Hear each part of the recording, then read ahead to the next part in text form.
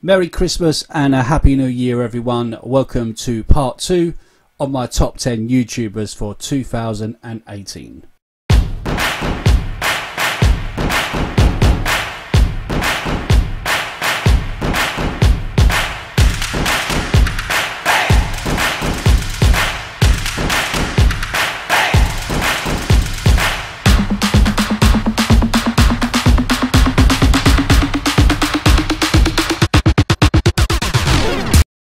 Number 6 on my countdown, I'd like to introduce you to Daniel Bostock.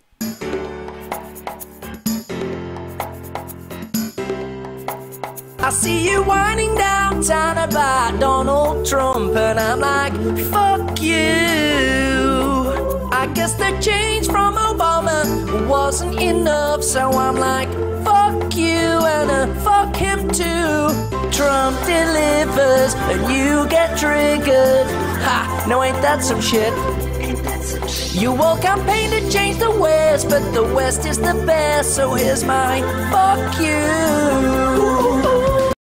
If you love a parody, then Daniel Bostock's your man. Number 7, Reverend Simon Sideways.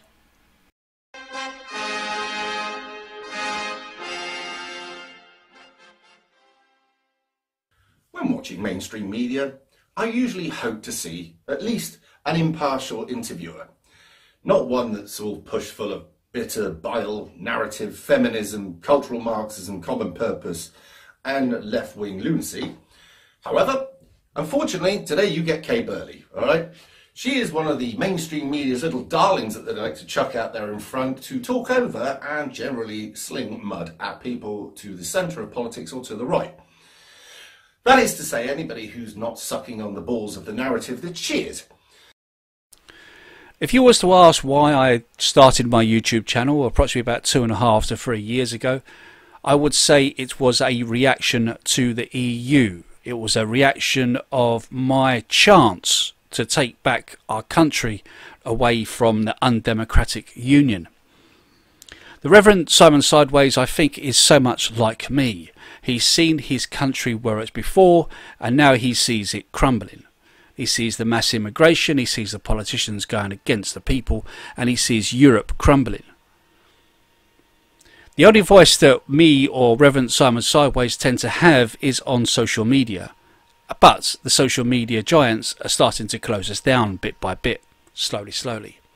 Even the European Union are starting to bring in rules and regulations that would stop us from actually uploading throughout the world. We are the reaction, but we also are the revolution, and things will need to change. Okay, we're almost there. Number 9, people. Computers forever. If you've been following the fallout regarding Patreon's banning of Sargon of Akkad, you'll know that Matt Christensen had a conversation with one of Patreon's representatives, Jacqueline Hart.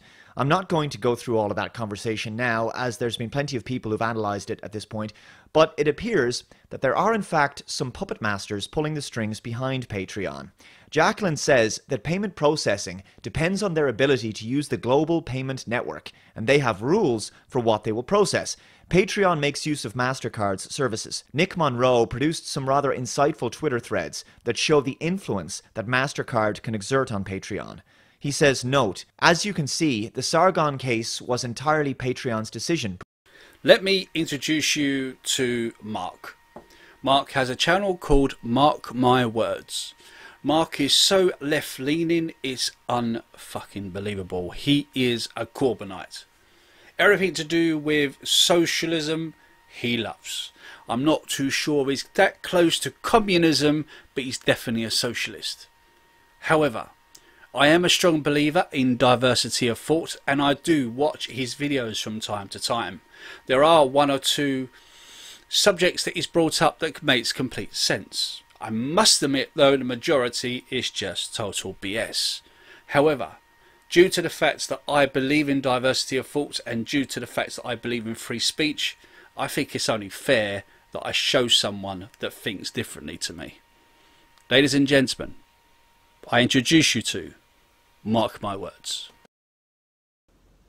Hi folks, welcome to Mark My Words.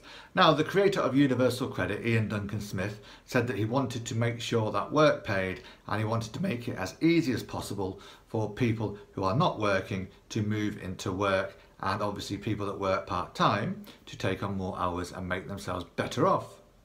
But I found out today a new obstacle that Universal Credit puts in the way of people accepting job offers.